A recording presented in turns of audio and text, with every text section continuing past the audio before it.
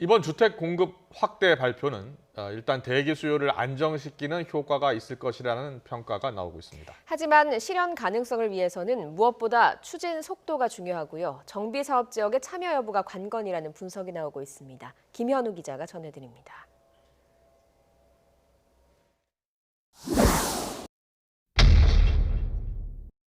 서울 수도권 13만 가구 추가 공급 계획은 일단 시장 안정 효과를 기대할 수 있습니다.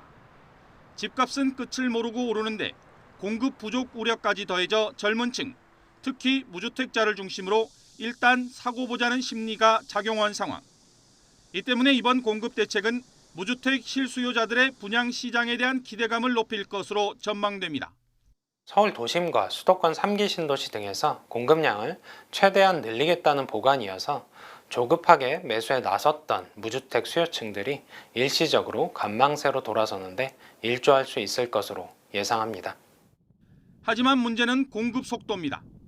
3기 신도시의 경우 사전 분양을 거쳐 이르면 2025년부터 입주라는 세부 일정이 나온 상황이라 대기 수요 억제 효과가 있지만 10만 가구에 이르는 유유부지 활용과 도심 정비 사업 등을 통한 공급 계획은 당장 효과를 기대하기에는 다소 거리감이 있습니다.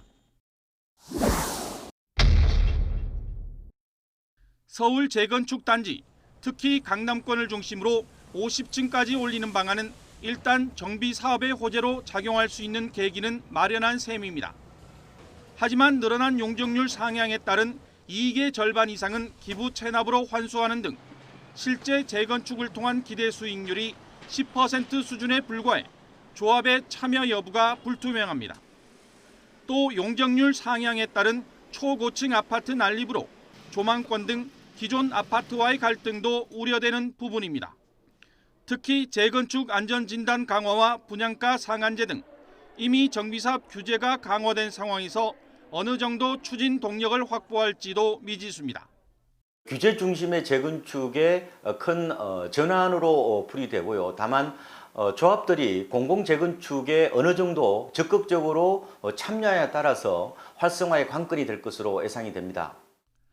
집값 과열을 반드시 틀어막겠다는 정부. 하지만 늘 반대 결과로 나타난 부동산 시장. 추가 공급 계획이 서울 수도권 부동산의 거침없는 질주를 멈출 수 있을지 기대와 우려의 전망이 뒤섞이고 있습니다. YTN 김현우입니다.